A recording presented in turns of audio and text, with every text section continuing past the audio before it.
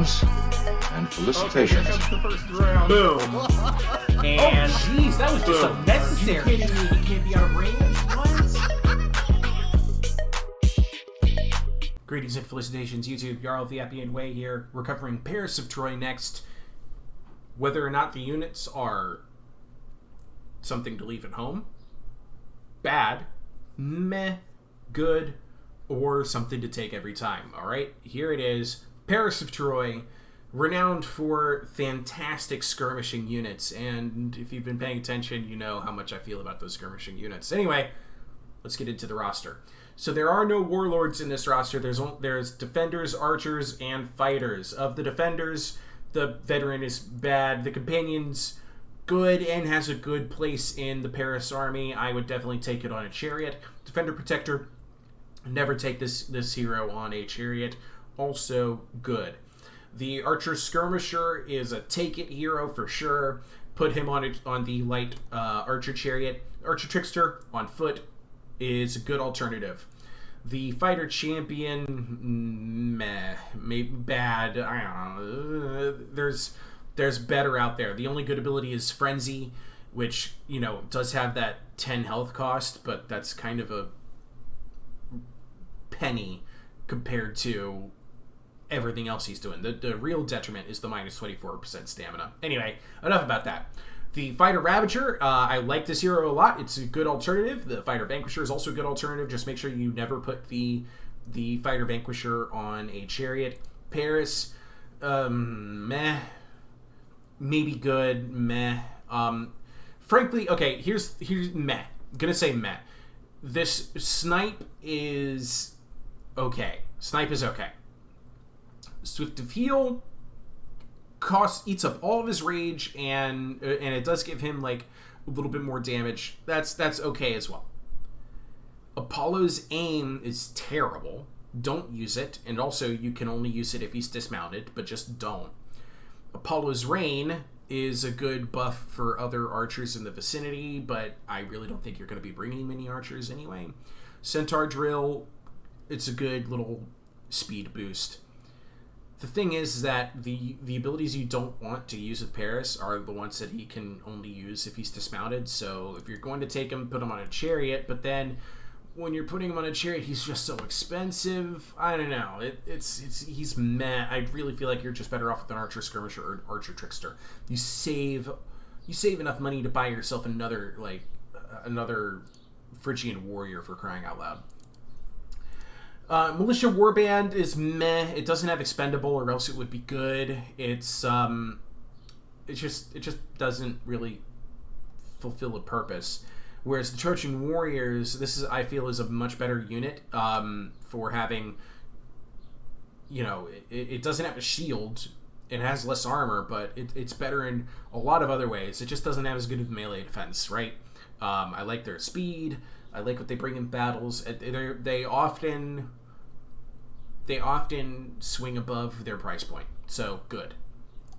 Phrygian Axemen, bad. I mean, I never take it, but the Shielded Spear Warriors, also bad. I mean, it's good that they have strong vigor, though, and they can put their shields on their back, but nothing to write home about. Phrygian Warriors, good. I love Phrygian Warriors. The two-handed axe infantry, they cause fear. They're a fantastic unit, but you don't have to take them every time to be successful. Renowned Phrygian Axemen is, I think, is the best heavy infantry option you have for its price point. I'd say take it. Some people might disagree with me and just go with good. One of the things that makes them really nice is that they have a bonus versus swordsman and a bonus versus spearman. You can almost be 100% confident that your opponent is going to bring either a sword infantry or a spear infantry to the battle. So they're great on the line, and they have 2 javelins, and they're not too expensive. Heavy Trojan Spearmen is meh. I would rate them as bad if it weren't for the fact that you have very few melee infantry options. So you're going to need eventually some diversity if you don't just want Renowned Phrygian Axemen. But because there's Renowned Phrygian Axemen, I rate these guys as just a meh. Champions of Troy, they recently got a buff in the fact that their price point has gone down and their armor value has gone up, so they're good.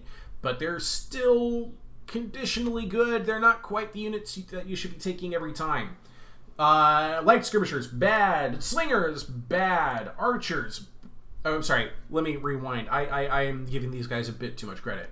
Light skirmishers, never take it. Slingers, never take it. Archers, absolutely never take it. Actually, I think the slingers might be better. Look at this. Look at the range difference. The slingers I might upgrade these guys to bad. They have 170 range for being only a 360 fund unit. Or you could spend 180 points more and have less range.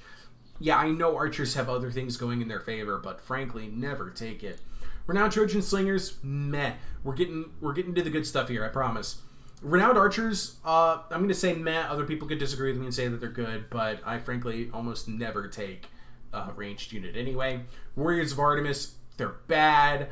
I'm trying to find a way to make them work. I think they have a soft spot in my heart right now. I might actually upgrade them to meh because they have Vanguard and Stalk and Snipe. So they're not going to kill anything, but they are going to annoy your enemy. And boy, do I love annoying my enemies.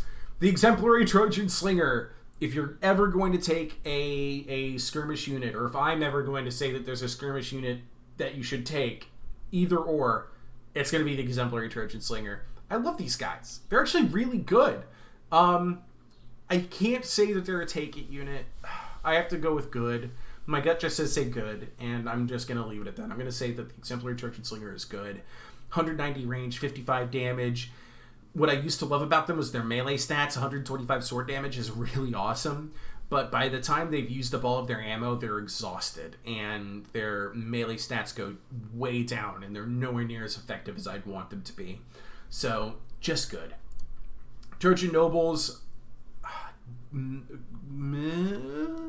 Meh point good. Right on the cusp of being good. I'm going to say meh. And the Trojan Princes never take it. So why the huge difference between these two? The 200 point difference is the big one. And yes, I know that the Trojan Princes are better in every way. The big problem, there's only 60 in the unit. They're actually not dealing enough damage with those 60 bows of theirs. Frankly, I like the Exemplary Trojan Slingers much more. You have half as many, again, guys dealing 26 points different damage. You know, like, the math is there, and it just feels like the Exemplary Trojan Slingers do better in the end. Trojan Princes do have bonus versus spears and 160 melee damage, though. But again, by the time you've gone through all of your ammo, your melee stats are kind of crap anyway. So, bad. You have your Trojan Chariots. Take it. Absolutely take it. Never take an Archer Chariot. And as far as the Trojan Noble Chariots go, some people are testing them. They say that they behave more like a heavy chariot than a medium. I think they're still only conditionally good. So I'm going to say meh. Because these guys can be a liability. Don't bring them because of their bows. Bring them because it's a medium chariot. And if I'm bringing them because they're a medium chariot, I want their cost to be 750, like the Danaan medium chariots. You know what I mean? So it's very hard to get value out of these guys. Very hard. I would only take them against Penthesilea and Ithaca, and maybe Argos if your Argos opponent isn't bringing heavy infantry. The Giant Vanguard is meh. The Vanguard ability just pretty much puts them in a compromising position most of the times anyway. The Giant Bowmen are bad. They're flat out bad. It's nice that they cause fear, though, and they do have a 200 melee damage bonus versus large. Their melee attack, melee defense, though, is kind of piddling at best. I did recently use Giant Bowman in a battle against Hippolyta's elite archers, and the Giant Bowman won that exchange, which had me picking my jaw up off the floor for a while. The Giant Champions are a take-it unit, I feel like. This is a really good unit to bolster the Paris roster. It's good to have a small unit size unit if you're going to try and shoot around that guy and shoot the other guys that are blocked up on it. You know what I mean? So it has some versatility in the Paris roster, and it causes terror, and it beats the tar out of people. 384 damage across 16 units is really good. 12,000 hit points across 16 units, really good. These guys are fantastic, and I almost always take them. The Cyclops is a take-it unit in this roster as well. Again, it's causing fear, and it's throwing that boulder. This is Troy's artillery, all right? Don't ever forget that. It will never run out of ammo, and it just brings a world of hurt to heavy infantry. Its weaknesses, obviously, armor. It can get shot up by other units, but most of the time, the Cyclops is just there to wreak havoc. It'll also kill heroes and chariots, so it has a lot of versatility, and I love it a lot. Anyway, that's it for Paris. Ta-ta. I love you all. I'll see you guys in the next video.